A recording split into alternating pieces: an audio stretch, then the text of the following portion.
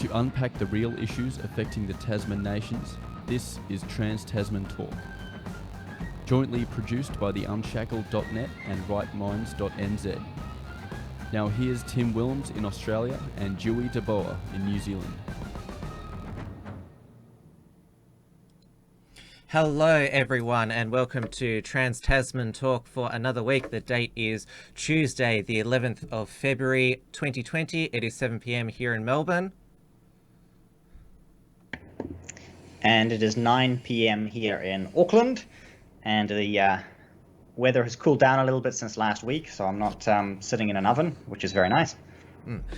Oh, I've still got the aircon on here in the Unshackled studio. I've just turned it off then because you can hear a bit of it, but it's always warm in this studio just because we've got the bright lights on during the show, and I just get naturally hot. So yeah, but it's around about 25 degrees Celsius today in Melbourne, so we're still getting some of that summer weather warmth, but the rains have hit the state of New South Wales, where it's been the most torrential rain, and we've seen flash flooding since 1998, which has put out 30 of the bushfires that were raging through the states. And I just want to show you because the Bureau of Meteorology, our officially government-funded weather forecaster, said there'd be no rains until May.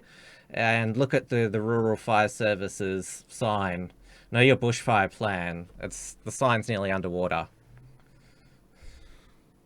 And what a beautiful photo that is. And I think while it's funny as well, it'll be comforting to the people who live there, who don't have to deal with the threat of bushfires for hopefully another year if the rains are solid enough to put out all the fires. And just a reminder, we are live on the Unshackled's YouTube channel, which means you can send a super chat directly through YouTube. You don't have to use Entropy, which I know a lot of our viewers have been having trouble with. We are also live on the Tim Willems D-Live channel. We can send through lemons to support the production of this and other Unshackled productions. And we're live on the Right Minds YouTube channel. I have been a bit disorganized this evening. I'll post the Entropy link in the YouTube chat room on the Right Minds channel, and you'll be able to do super chats there. And if we need to do any polls or if you need to ask any questions, that can come through there. I didn't get a post up on the BFD tonight, but we usually do have the live stream link there as well. But it's a bit of a crazy busy month, February. So yes, that's when we're all back on board. Well, you have a day job, work fully. Yeah. Yes, exactly. And so just everybody wants to do everything. And you've got three young children as well. That's also yes. And with the newborn being like 2 months already now, it's very full on. Lucky for you, you've got one of those trad wives who does a lot for you. That's right. She gets up at 4:30 a.m. to make me breakfast and coffee every morning, just like that Australian lady on TV. No, it's a bit too much. Even I don't get up at 4:30 in the morning, so Amy doesn't have to worry about that. Oh, I'd say, do your young children, do they get up at 4:30? No, they're very well trained, and they only get up at about 6:30 or 7 o'clock. So it's basically when I'm supposed to get up is when they get up. So going back to the floods in New South Wales, as the saying has always been about Australia, we've been a land of drought and flooding rains, and the argument always against building new dams, and even Daniel Andrews has said this: dams don't make it rain. Well, it has rained this week. the dam capacity in New South Wales has increased significantly. And this was the same with the millennium drought in my home state of Victoria. The Bracks-Brumby government didn't build new dams because they thought it would never rain again, but it did, and we don't have water restrictions anymore. But of course now, torrential rain and flash flooding, that's also climate change because of extreme weather, even though, as I just said, Australia's always been like that. And in New Zealand, we've got a lot of hydropower that's generated. A lot of our electricity is renewables, and hydro counts as a renewable, of course. So the extra rain in the South Island has been very welcome, but we've actually had a huge amount of it. So up here in Auckland, we have basically getting close to drought conditions, and in Southland on the South Island, it is. They've just declared a state of, they declared a state of emergency last week, and they've got, the pictures are quite amazing. The highways are flooded, all of the fields are flooded. There's just water everywhere, that's it's just, and people's homes are being destroyed, people being evacuated, and so on. This is quite the opposite of droughts and bushfires going on there. We've had quite devastating floods in just the past decade. The Queensland floods, they were a large scale, affected a lot of homes. Some people died. So yes, this is nothing new. Australia's always had bushfires and floods. Yeah, and we've got. While we had all this flooding going on, the politicians up here in New Zealand were busy elsewhere because we had the Waitangi Day was the day after our show last week. Well, not the 2 days after. It was on Thursday. Was Waitangi Day. We had all of the politicians. They go up there and they make big speeches. Then this past Sunday, they had this thing called the Big Gay Out, which is basically a pride parade. So all of the politicians are there as well. And meanwhile, you've got, South Islanders being flooded, having a state of emergency declared, and there's no politicians there even doing photo ops or making any promises. Instead, you had Jacinda promising free dental care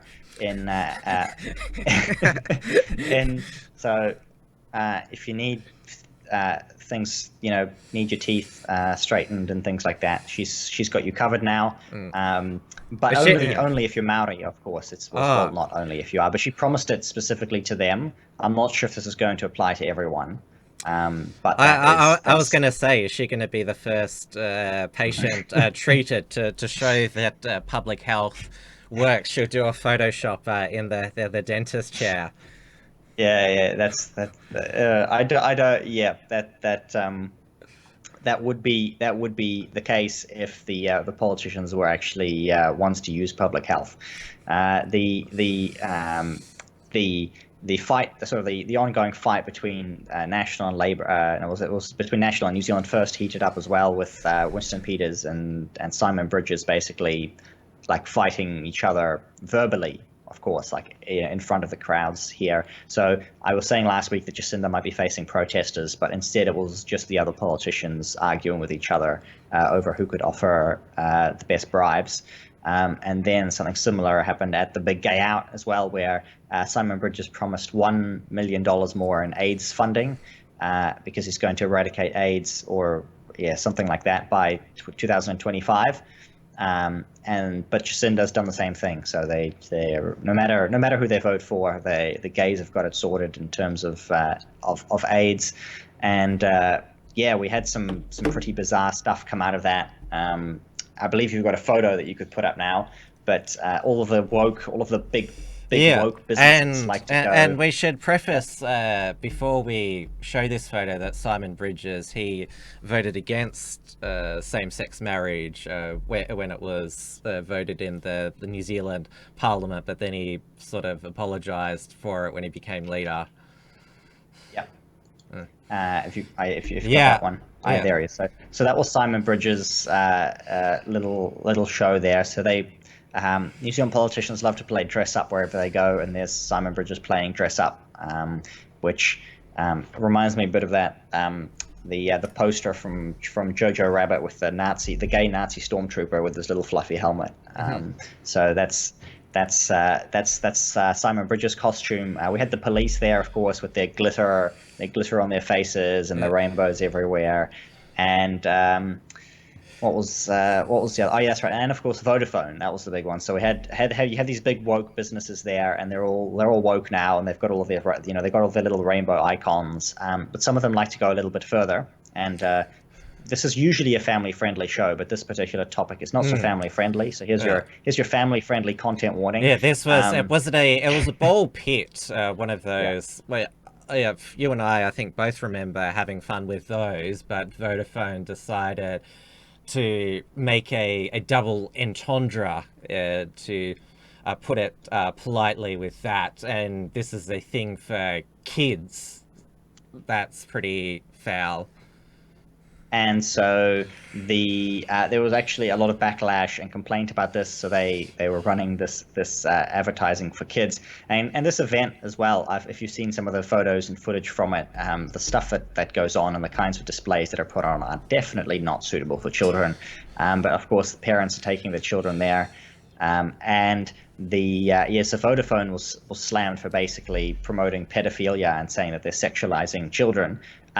And then their PR response said, we were just trying to have a bit of risque fun with this innuendo. Of course, not apparently realizing that the word risque means sexualization. So they were trying to have a bit of risque fun for kids. So the programming that's going on there is becoming rather transparent.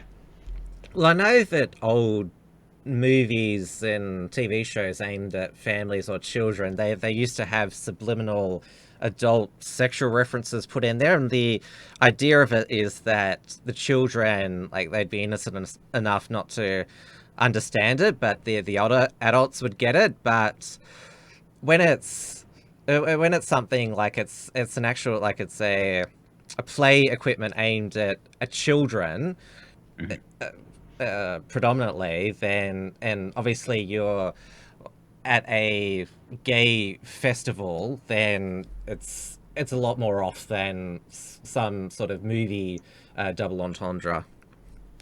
Oh, absolutely. So they've rightly been getting a bit of backlash on that, and the new Conservative Party has actually jumped in quite openly on opposing that, which is something I really like, because you have very few parties and politicians that are wanting to engage in the in the cultural issues, but the new Conservative Party, and especially Elliot Ikele, who you've interviewed in the past, he's always keen to jump on these issues and point out the hypocrisy and the dark stuff that's going on with this. New Conservatives, they didn't have a stall there or something like that? No. Oh, for sure not. So yeah, it's usually like I said, Simon Bridges go there. They kind of like, it's like they all go there to like kind of it's kind of like the church, some kind of like ecumenical church event that they have where all the politicians have to turn up to kind of pay their respects to the particular issue, and that's the way it works with the big gay out. It's basically an opportunity for all of the politicians and all of these corporations to signal how they are part of this sort of new religious movement. Well, we've just had in Melbourne the annual LGBT Midsummer Festival, and in March, of course, is the annual Sydney Gay and Lesbian Mardi Gras, which, like what happens in New Zealand, all the major political parties there. The New South Wales Premier Gladys Berejiklian, she was up for election in a couple of weeks, so she was proudly there with the Liberal brand. Well, she did win the election. I don't think, well, Scott Morrison wasn't there last year. I don't think we'll see him there this year. I don't think he's willing to cuck that much to sort of placate his enemies who'll never vote for him anyway. But you'll see those. At least you still have someone slightly conservative in Australian politics. But you'll still see all the inner city liberal moderate MPs, Dave Sharma, Trent Zimmerman. They'll all be there because that's been the battle in the federal parliament this week. There was the coalition coal clash on the party room meeting Tuesday morning, where I spoke about last week the National Party leadership spill, where Michael McCormack retained his position as leader and Deputy Prime Minister against Barnaby Joyce, who wanted his old job back. Matt Canavan, who was the Resources Minister, he resigned to back Barnaby. Michael McCormack didn't put him back into cabinet, promoted his allies into cabinet, Keith Pitt and Darren Chester. So Matt Canavan, he's been on a coal crusade, wanting the government to fund a new coal-fired power station, and the inner city Liberals, well, like the Trent Zimmermans and Dave Sharma in inner Sydney, and down here in Melbourne, Tim Wilson and Katie Ellen in Goldstein and Higgins respectively. They say, no, we've got to be more serious about climate action, which shows that obviously... Sorry, carry on talking. I should hide. That's unexpected. Sorry to interrupt that climate action. I just thought, she's been very awake this evening, very talkative. So I thought she might want her chance in front of the microphone. Okay. There you go, Esme. Say hi. She's got stage fright now. She won't talk anymore. I remember Tom Woods. He's the libertarian podcaster. He has 5 girls. One of his daughters made an appearance on the podcast at one time. But getting back to, I don't want to lose my place. So yes, obviously the Liberals, they want to retain these inner city seats, which, well, for decades have been safe blue ribbon seats. And let's not remember Tony Abbott lost Warringah, his Northern Beaches seat, to Zali Steggall, the independent climate crusader, and she's got a private members bill to introduce zero carbon emissions by 2050, and she wants a new climate commission, as if the previous one we had wasn't bad enough to advise, and she wants the coalition to have a conscience vote on it. And obviously the Queensland Nats in central northern Queensland, it's coal country there, and that's where jobs, the lifeblood is there. So it's not just a climate change, it's not just wedging the Labor Party, but now the coalition and the inner city constituents, and of course the rural seats as well. Yes, I remember the sort of the rise of those inner city Liberals in your recent election, and it's less of an issue here because of MMP, where the party vote counts as the most important thing. But we have the same thing. The more all of these inner city seats are held by the super woke, even in the in the right wing and in the National Party, they're all of the wokest MPs come from these inner cities. I'm kind of tired of the term woke myself, because our Sky News Australia, well, Sky After Dark, they say woke about 10 times a show. Yeah. And they're outside. I think I've already used it. I've already used it 10 times. Their Outsiders program, their tagline is fighting the war on woke, and of course they had Titania McGrath, the author of the woke handbook, as their guest. So whenever I hear that word, I'm just like, I sort of wake up in the middle of the night and there's woke in my head. I am awake because of woke. You get woke up, man. Woke by woke. That's how often I hear it. It's giving you nightmares. Okay, we'll have to come up with a new word at some point. It's it's news everywhere, I suppose. This particular story, but you've got your High Court has ruled that Australia is actually an ethno-state, and that you can no longer deport your New Zealand-born criminals, right? Aboriginal, well, those of Aboriginal descent who are not Australian citizens, they cannot be deported because they're not alien to Australia, because the High Court in a 4-3 ruling said that they have a special connection to the land, and this is the High Court, so it cannot be repealed by an act of Parliament. The constitutional experts have been on the news all day saying it would basically have to be a referendum. So it was these two foreign-born criminals that the Australian government was trying to deport. So I'll just bring up the other. Yep. So this is one of them here, Brendan Thomas, one of the criminals of Aboriginal descents. So if I go down, they look pretty white to me. Yeah, and this is the other one here, Daniel Love. He was born. He was born in PNG, Daniel Love, and I believe that Brendan Thomas was born in Papua New Guinea. Nick McKim from the Greens today. So one of them was born in New Zealand. Yeah. Yeah. So Nick McKim, the new co-deputy leader of the Greens, said on Sky News this morning that how dare a white minister in Peter Dutton try to deport these Aborigines. So yes, it is basically a racist decision by the High Court that not all that Australian citizens are not equal, or that there's no equality between the races. I should say, if you're a foreigner and come to Australia and commit a crime, these are serious crimes that get you deported if you're a non-citizen. They had permanent residency, but their families did not take out Australian citizenship. If you've got Aboriginal ancestry, ethnicity, then you cannot be deported. Does that mean if I go back to my homeland of Germany or Wales and commit some crimes over there, I cannot be deported by those nations because I have a special connection to the German or Welsh soil?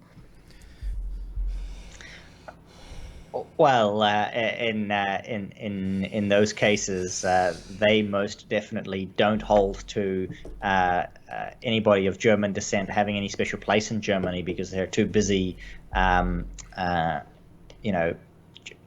importing new Germans who are going to be more important than the old Germans and so on. So the attitude that they have in those European countries is very sort of anti-nativist at this point, but it's clear that the Australian High Court has taken a stance that the Aboriginal people, so some Australians have a special ethnic right to live in Australia, and there are of course some countries that have that, and those are it's basically ethno-state status for Aboriginals to say that this is their homeland and they can always return here. There are a few countries that have that, but very few of the European countries do now. But actually, now that I think about it, there are some cases where if you have even a generation or two back ancestry, you can claim citizenship of some of these European countries. But if you haven't claimed your citizenship, then you can't, they'd still deport you. So this High Court ruling is quite bizarre in that these people never made any attempt to claim their citizenship. They never made any attempt to connect themselves to the land. So why should the government treat them specially if they haven't tried to claim citizenship? Of course, in Australia, we have to be very careful when we talk about this Aboriginal ancestry, ethnicity topic, because, of course, the 18C case involving Andrew Bolt back in it was 2011 or 2012 when he wrote that column, It's So Hip to Be Black, about what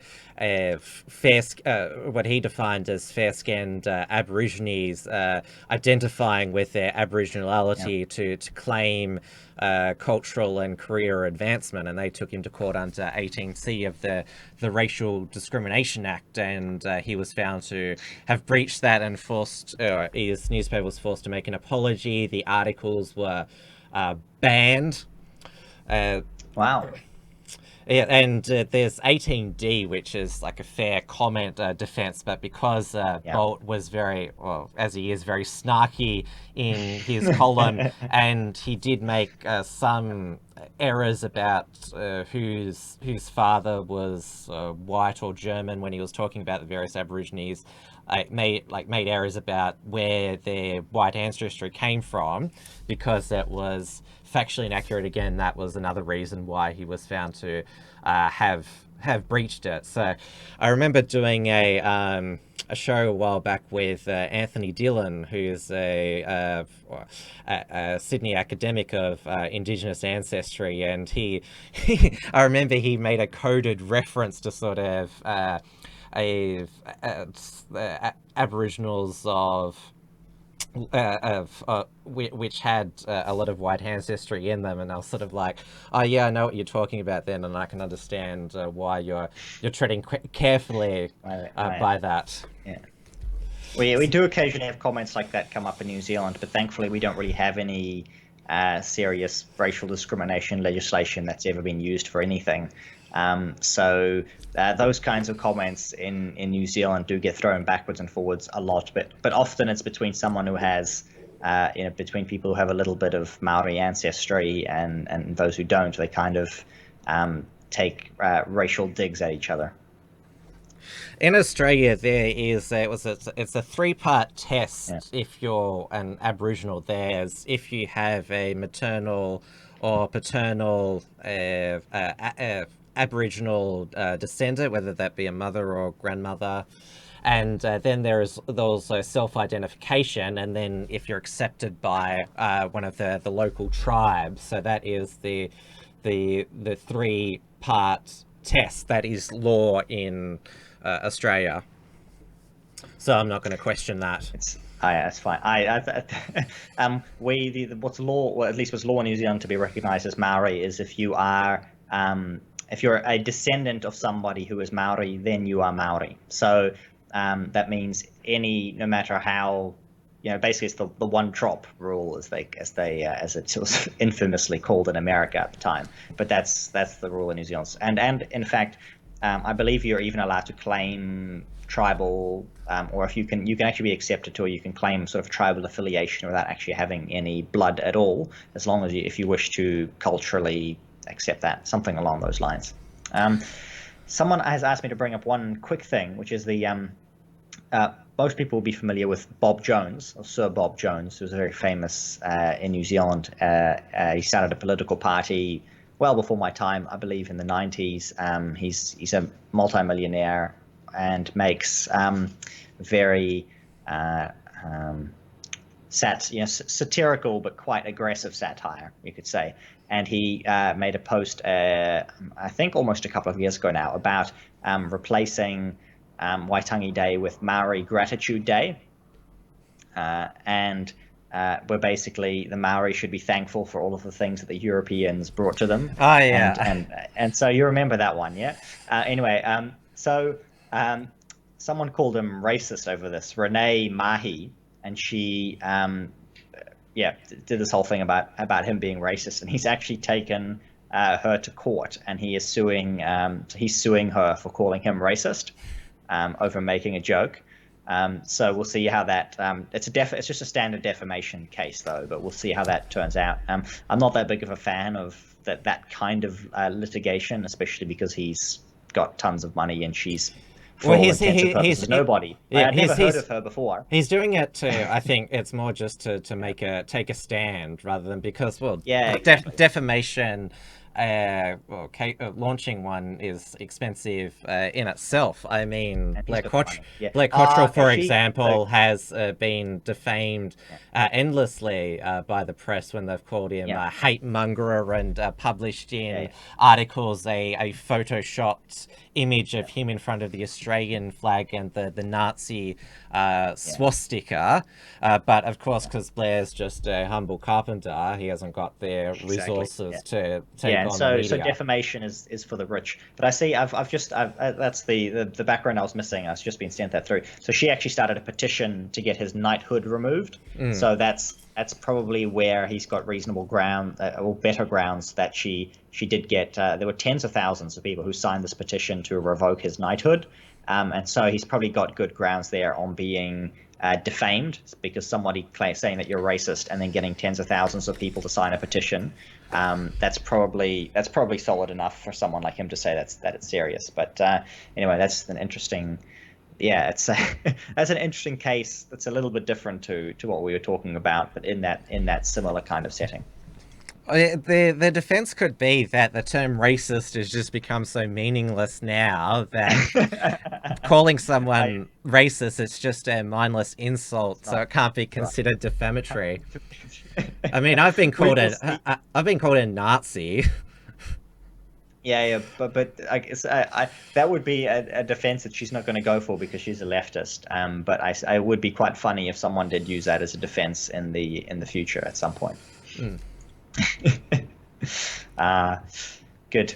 But there'll be more about this High Court case because it just happened today. It's just been started to be talked about, and of course anyone can identify with what they want, but of course what I oppose is that there should be special rights if you're identify or are found to be part of a certain group, and you're entitled to more taxpayer grants than another person.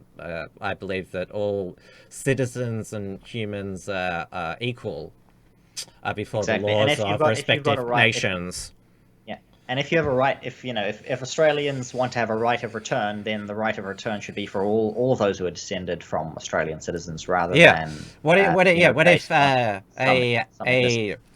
if you're not an Australian citizen, but your family has extended family has been a generation farmers in Australia, they literally have a connection to the soil, so they shouldn't be allowed to be deported, even though they never themselves took up Australian citizenship. So it's a sad situation for you, but it is a good day for New Zealand actually, because your Australia First policy of deporting all of your convicts to New Zealand is very harmful for us. So any convicts that can't be deported but have to stay in Australia is actually good news for us at the moment. So. Peter Dutton even deported Dustin Martin, the famous Richmond footballer's father, because of criminal convictions. He was not an Australian citizen, a New Zealand citizen. So he was. Well, I mean, he's even deported people who were born in Australia, I believe. So like these New Zealanders who were born in Australia but never took Australian citizenship have been deported by the Australian government. It's a policy I very much like, but we need it as well. We need some reciprocity. It's not going to be. It's not fair at the moment. We need to deport all of our Australian convicts as well. Well, the thing is, of course, I'm Australia first. Those. New Zealand-born criminals, they're your problem now. But if you've got these criminals in your nation, if you can find a way to deport them, make them not your problem anymore, you're going to take it. Exactly, I would hope so. But that's not the government that we have, or that we're slated to get if this election goes on. Which I suppose, we had a poll recently that we'll get to later, but I'll let you finish up some of your items here if you like. Oh, we can move on to the polls now. I've just brought up the news hub, which is who's that owned by again? Because that's also been a bit of New Zealand news this week. Jacinda Ardern's cabinet wants to create a super public broadcaster in New Zealand. The Ministry of Truth is going to be established in New Zealand.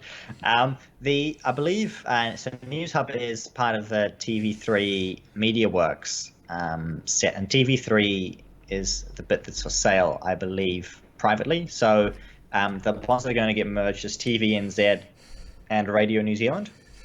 So as far as I know it, News Hub is private. I think it's Australian, is it not? MediaWorks? Stuff is Fairfax, which is, well, it's part of Nine Entertainment Co. now. So that's that is it's this Australian-owned company, but that is one of the big three. And then there's New Zealand Herald, New Zealand Media and Entertainment. There's no Murdoch in New Zealand, which probably the left loves, and they would argue that's why New Zealand has been so progressive with 3 female prime ministers. So left wing. But yes, I believe it might be one of the 2 private ones. I'll see if somebody mentions it in the chat at all. But MediaWorks is okay. So it is a New Zealand based, and actually, no, sorry, it's entirely owned by the United States company Oak Tree Capital Management. So it is. Did you say Oak Tree or Woke Tree?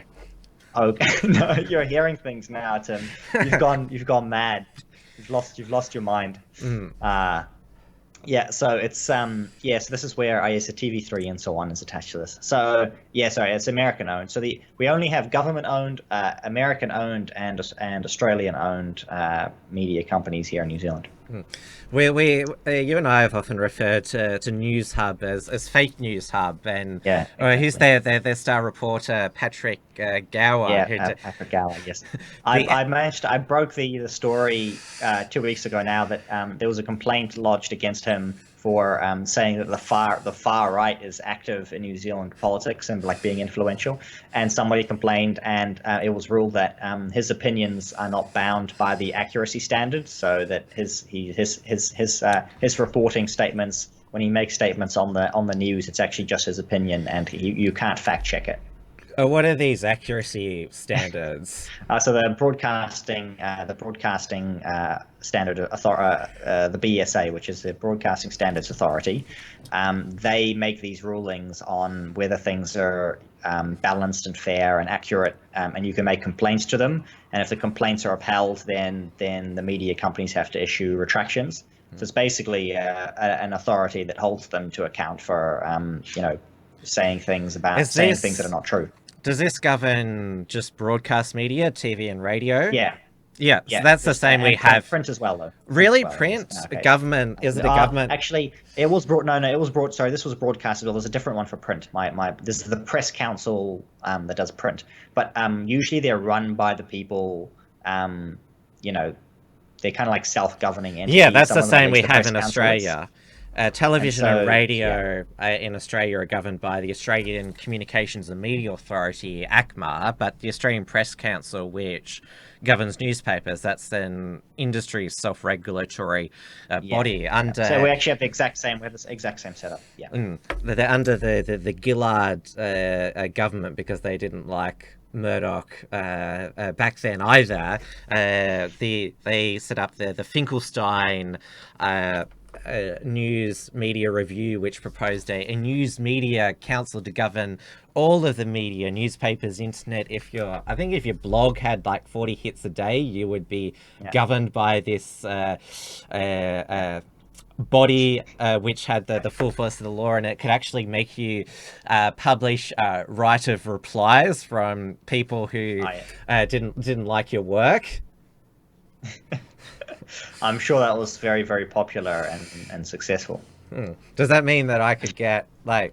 I'm just thinking if we're like this law, because could I get? You could get free content from people. Yeah, and could one of the Antifa blogs would they be forced to publish one of my articles' responses? Like that's how sort of absurd it would be. Exactly. That's bizarre. Back to the poll. We did get sidetracked on the. It was on the agenda. We're sort of going all over the place. We are all over the place. That's fine. If people in my chat are asking about the ACT Party, it's okay. The ACT Party will come up in a minute in the polls. Yeah, 1.8%, which is skip better. ahead, so which is better. Yeah, so it's still New Zealand the last first. few polls have. Yeah. Where do you want to start? So the changes actually in this poll are pretty minor. So the outcome of this poll, and I've mentioned this in the past, is basically we get a Labour Green government. Is the outcome of most of these polls, but it looks to be very, very tight. And 3 years ago, this time before the election, like the Greens were polling at 10%, New Zealand First was polling at 10%, and right now it looks like New Zealand First will be out of Parliament. They're only polling at like 3 to 4%, which is about the baseline. There's like 3% of the electorate who will vote for Winston Peters no matter what. The Greens tend to underperform on the day, and so they are. Pretty close to being out. They're only at about 4. They've always made it to 5%. And they always do make it, so I wouldn't be counting anyone out necessarily. But the point being is the poll, for a lot of hype about this poll, everything's so neck and neck. It's the previous polls in October. So it's been 3 or 4 months, and there's basically been no change. Like all of these changes are less than 1% for each party. There's been no shift there. A little bit up, a little bit down. We can see, was it the Conservative Party showing up at 0.7, and they were showing up at 1.0, like very minor fluctuations. So that's the Opportunities Party. Yeah. The Opportunities Party is probably the biggest change, that they nearly looks like half their support is gone. But that's because nobody's been talking about them. That's another billionaire party. Who's the billionaire that founded it? No longer run by a billionaire. So it was founded by Gareth Morgan. Who's very famous for wanting to kill all of the cats in New Zealand to protect the native birds. Oh, I'm not a cat fan myself, so I'm not entirely horrified by that policy. I would never, I would never, just for the record, never. So, there's a lot of cat skinning jokes with the Gareth Morgan anyway in the Opportunities. But the problem is they're now run by some economist who was it Simmons, George, Jeff, Simmons, and they have no presence really, and so that makes it hard for them. The Maori Party floats about 1% every election, but they're not going after the party vote. They're trying to win certain electorates, so it's really hard to tell how well they will do until it's actually election day, because they're going to go for the seats directly rather than the party vote. And so for the Conservatives, it's a bit lackluster in that they're still floating at around that 1% mark, and they ideally want to be pushing that up so that they can get some momentum and head toward that 5% barrier. The ACT Party, which is the one that I was asked to talk about, so again it's a small swing of 0.4, but it looks in the upward, it looks to be in the upward direction. It's good for morale, but they still will only get them 2 seats, so this doesn't actually change the makeup of Parliament. They've got the projected seats there, so Labour and Greens get to 62. And this is the exact same result that it was 4 months ago for the News Hub, the Reed Research poll. So there's nothing too spectacular about this. We'll get another poll later. But compare this to 3 years ago. The National Party was polling at like 60-something seats, was going to be governing alone. The Labour Party was dwindling at like 20, 30 seats. And then Jacinda Mania happened. So at this point, there's not much to be ascertained from these polls, other than that there's currently no safe way for the National Party to win. It seems like New Zealand First is finished. The Greens, Jacinda Mania may destroy the Greens. Those are the kinds of things that we can see happening from all of these polls. Yes. And the Colmar-Brunton poll will be coming out later this week, so we can talk about that one next week.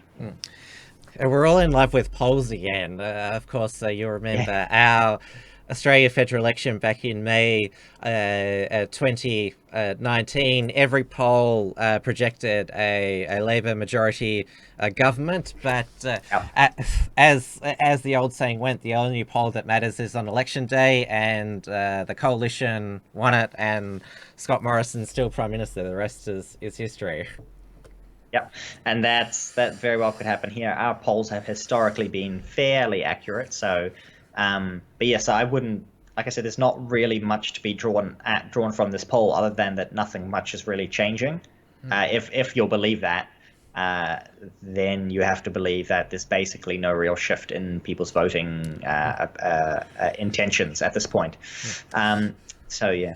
Yeah, we've got the New Hampshire primary happening overnight, Okay. and we know that if Pete Buttigieg mysteriously wins again, then it's probably not a polling error. It could be something else, something shadowy. There's apparently a New Hampshire curse where all the Democrats who have won New Hampshire for the last 40 years have actually gone on to lose the primary. So it could be bad news if you win New Hampshire. Now, we mentioned the state broadcasters in New Zealand, TV NZ and Radio NZ. There is actually a difference between the two of them. I'll allow you to explain, because Radio New Zealand is worse than the TV. Yes, so TV NZ is actually kind of run commercially. So it's actually a government-funded commercial behemoth that can, try and force out its competition a little bit. But Radio New Zealand is known as Red Radio, and that's because it's basically run what do you call it? In the public interest for the common good by communists. So it's basically just run by Marxists, and they really, really don't like me. Just in case anybody. Oh yeah, they called you yet. far right. Well, yeah, multiple times apparently. So they keep doing this, and that's basically the story. That's the story there. So. But Jacinta wants to merge them to create, well, basically like we have in Australia with the ABC, which is both a non-commercial television and radio broadcaster, and so therefore both a super far left, which basically is personified every week by the Q&A program, which is now hosted by Hamish McDonald, who used to occasionally host the project. And if you're somebody who's not of the far left, if you go on there, you're going into the lion's den there. I can't bear to watch it anymore, because it's basically we all agree that the far left position is the most moral and correct position. I can't believe that. And that's where, of course, where Mona Ethaway proposed the 1 million men killed to defeat the patriarchy. So that gives that's basic. Right. Basically, that's sort of represents peak ABC. So yes, peak. Peak. Insert the new word that we haven't come up with yet. Mm-hmm. Peak communism. Peak communism. You'll get sick of us saying communism if we have to start calling everything communism now. Mark Latham, the former Labour leader, now One Nation MP, calls our ABC always biased crap. That's a good one.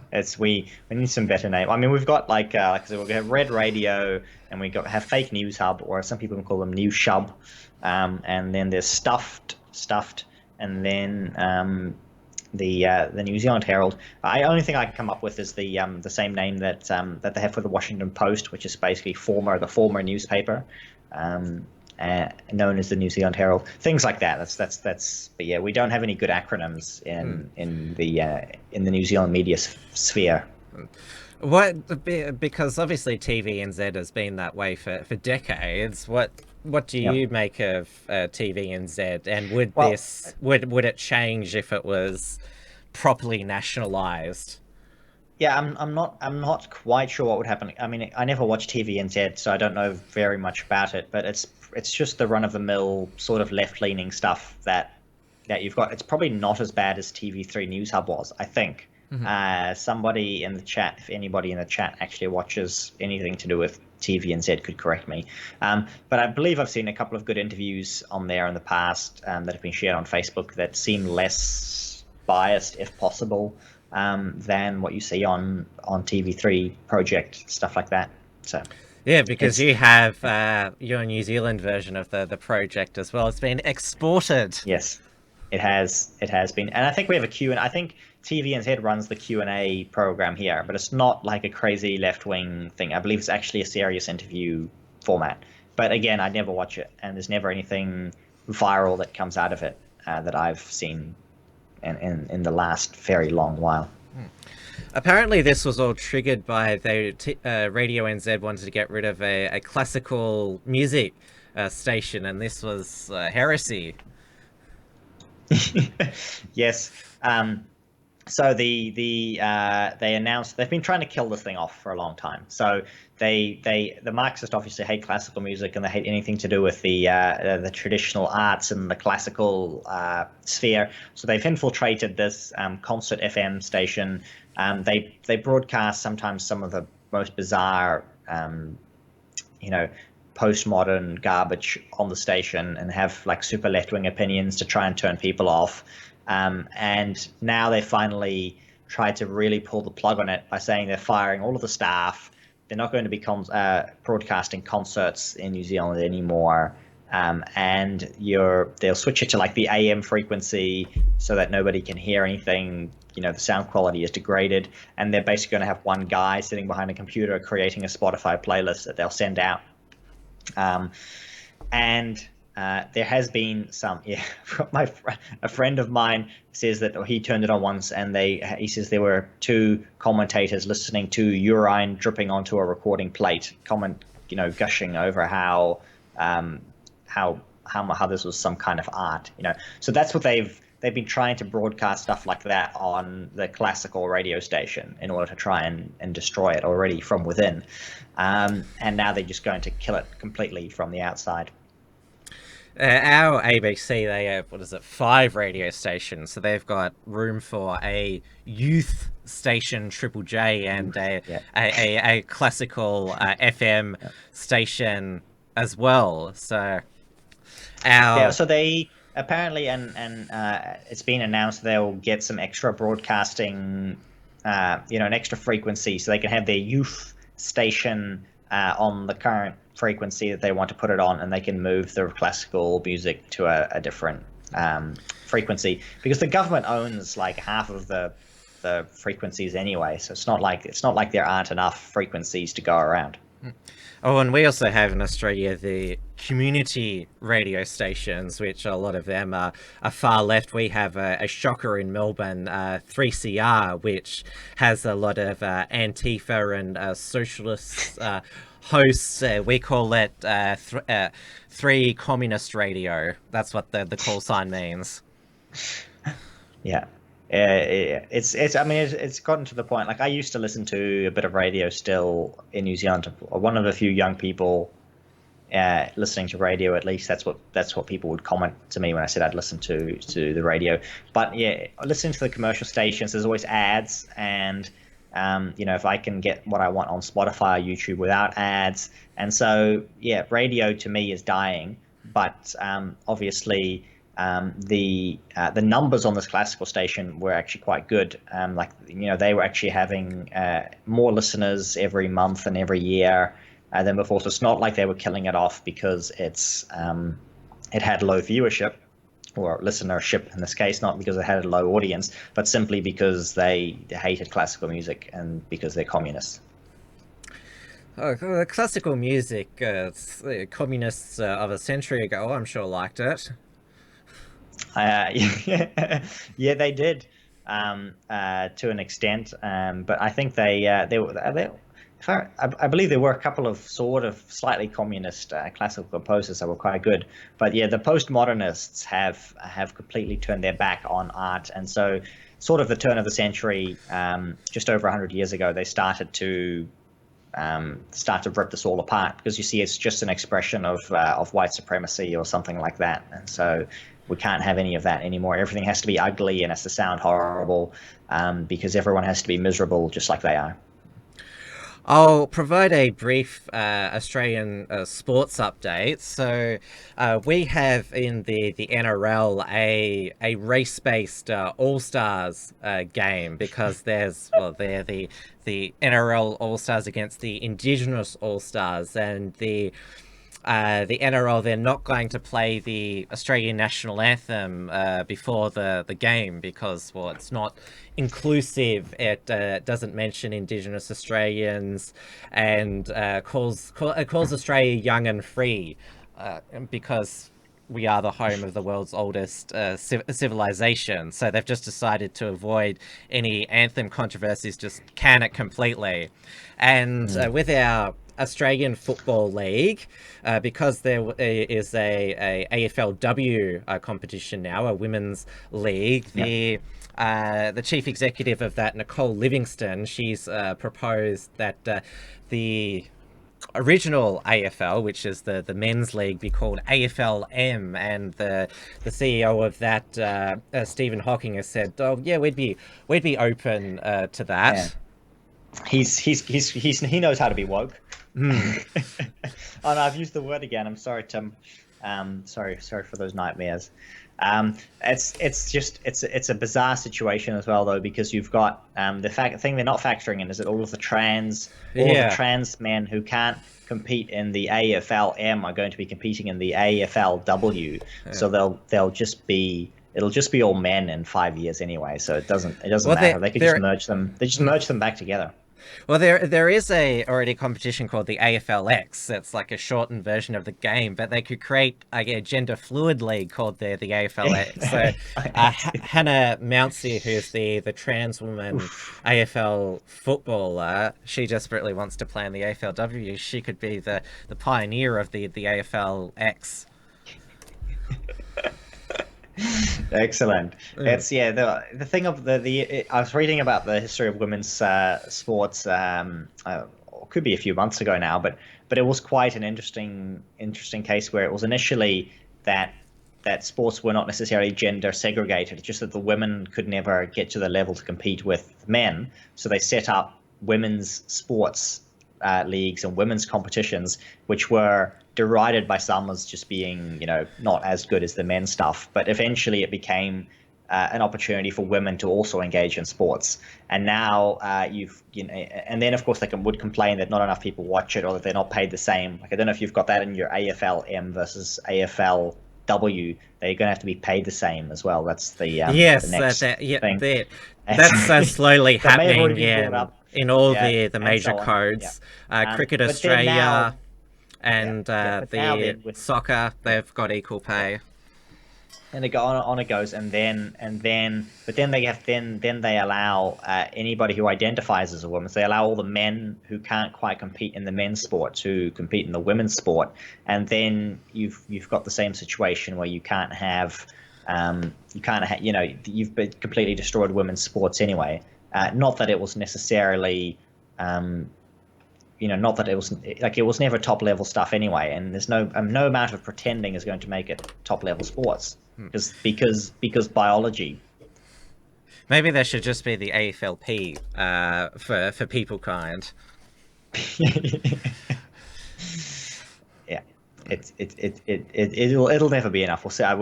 We'll see where this goes. It'll be something different in 5 years. It's kind of funny just to watch, because I don't care. Really, whatever.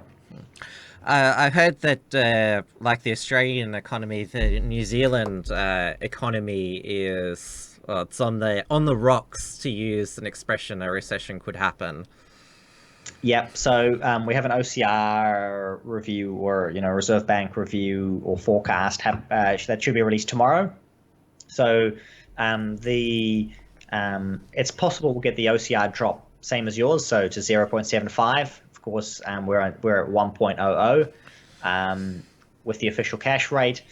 We may see interest rates drop further, especially because of the coronavirus. So we may get the Kung Flu in recession now, because if the Chinese economy is hit very hard by this flu, then New Zealand may suffer economically from it. And so the idea is that if they drop the OCR now, then it will help to do the whole economic stimulus thing, and then we won't have a downturn. That's the theory.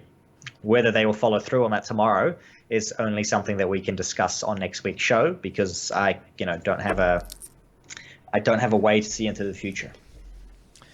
Oh, you can always make those predictions. I'm sure if you did make a guess, it'd probably be more accurate than one of our political commentators, Peter Van Onselen, who's been consistently wrong about everything. Professor Peter Van Onselen.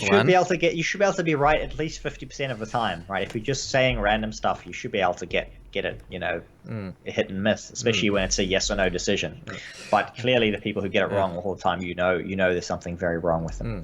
Of course, the regressive left in Australia, I'm not sure if they're still at it in New Zealand, are worried about the racist virus spreading, and the socialists in Melbourne, they had a protest on Saturday afternoon calling for an end for the racist travel ban from people of China. No, it's actually been a lot more quiet on that front now, and because we have a left-wing government that's initiated the ban, basically everybody is happy right now. So there's no real protests and no discontent, because we just convinced the left wing to do the banning, and then there's not much for them to protest. So maybe, and probably Jacinta got the blessing of the Chinese to implement the ban as well. Well, we talked about this last week, because the Chinese foreign minister did complain, feeling like, or was it, or maybe not foreign minister? No, we may have had the ambassador, or who, I believe that's who lodged a complaint, saying they felt betrayed, that we were closing the borders, when at the same time China itself was closing its own borders. So yeah, always unhappy. But yeah, it's perhaps behind closed doors. There was, it seems more likely we were strong armed by Australia, actually. So I suspect that your foreign minister may have had something to do with us putting our ban into place, because we had promised the Chinese that we weren't going to do it. So yeah. Well, it's just past the top of the hour, so we'll call it a night. Before we finish, we are flirting with moving the show to a different night and time. So I proposed it'd be 6 p.m. Melbourne time Friday nights, which is 8 p.m. Auckland time, just so I can finish earlier on a Friday, and we can finish the show earlier New Zealand time as well, because it's just past 10 there. So we wanted to just propose that and see what the audience think. Yes, do let us know in the chat if you would prefer a different time slot for the show, and if you'd still watch it. In that case, I'll run some polls in the Right Minds groups on Facebook and MeWe, and maybe next week I'll try and remember to run an entropy poll as well for the audience at the beginning of the show rather than right at the end. But that is something we can think about. I usually have more things possibly on a Friday, so we may run into more cancellation issues. But I'm seeing a lot of people in the chat say that they like the Friday. So the proposed switch, I'll repeat it, was for Friday evening, 6 p.m. Melbourne time, 8 p.m. Auckland time. And we may try a couple of shows there, but we'll see how that goes. Yep. We're entirely flexible. And yeah, it's just a proposal. So yep, you're our audience, so please let us know. And it's possible if I do more often have things on a Friday, because Tuesday night is good for me because I never ever have anything else on a Tuesday night. But we could have a backup slot on a Thursday or a Saturday or something. I'm not sure what we'll do, because it's far more likely that I would have to cancel the occasional Friday show. That would be the main thing. Yep. Well, we'll end this sort of, because we've done this on the Uncackables program before, sort of talk too much about. Oh yeah, yeah, exactly. So everyone can mull that over in the chat. We've got a few positive comments there, so we're going to run proper polls on this. And if you want to see more of my writing and so on, you can find it on rightminds.nz. If you'd like to help contribute to Right Minds, you can go to rightminds.nz/donate. I am looking for some regular sort of memberships or sponsorships. I'll be posting more about that on Facebook and MeWe in the near future. So just to cover hosting costs and things like that, for those who are keen. And there may also be some court fees that we'll be fundraising for in the future. That's still not determined. But if you do want to help out, you can already go there and just donate as per usual. And all of my writings appear on the BFD as well. And that's it for me. And I'll see you next week. Yeah, I've, now that you mention it, reactivated, well, the Unshacked's MeWe page and my MeWe account. I'm giving it another go. I'm also trying to post more on Gab and interact with more of our fans and supporters over on Telegram. I am publishing the occasional article for the Unshackled.net. We're always after new contributors so we can keep up with the news cycle. So we've got a contributors section on the Unshackled website, so you can fill out a contributor form there and we can have a look at it.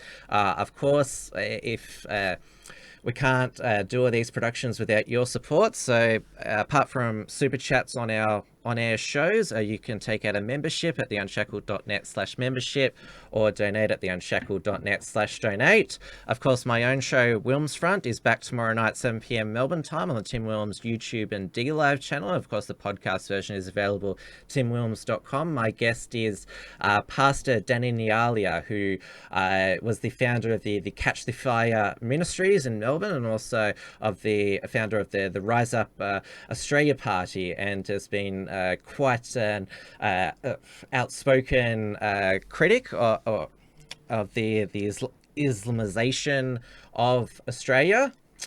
And so he's got quite an incredible life story. He's seen the effects of radical Islam firsthand in his native Sri Lanka, and also as a missionary in Saudi Arabia. So he'll be joining me live in the studio. So that'll be an interesting discussion. That does indeed sound like quite a cool show. Yep, and the both of us, we will see you again next Tuesday. See you next Tuesday, and probably by the end of this month we'll decide if we do the new time slot. So please let us know on that new time slot. And with that, good night. Good night.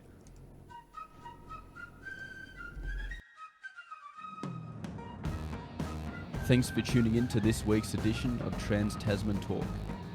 To keep up with the latest real news and analysis from the Tasman nations, visit theunshackled.net and rightminds.nz.